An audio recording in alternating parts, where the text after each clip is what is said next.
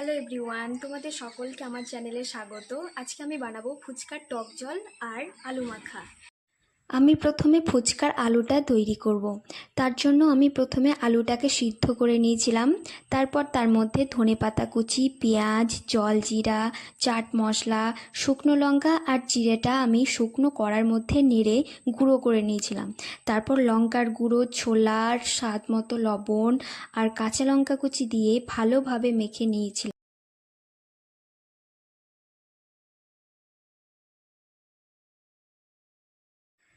এবার আমি ফুচকার টক জল বানাবো।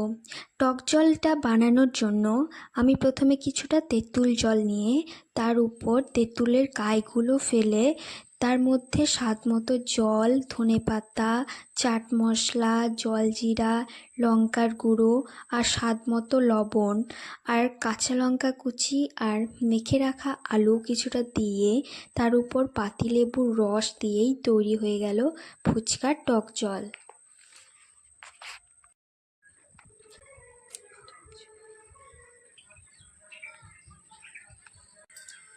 তো তোমরা দেখতেই পেলে আমি কিভাবে ফুচকার টক জল আর আলুটা মাখলাম। তো তোমরাও এইভাবে একবার ট্রাই করে দেখতে পারো। শেষে একটা কথা বলি, যদি তোমাদের কারোর আমার ভিডিও ভালো লেগে থাকে তাহলে অবশ্যই আমার চ্যানেলটিকে সাবস্ক্রাইব করো।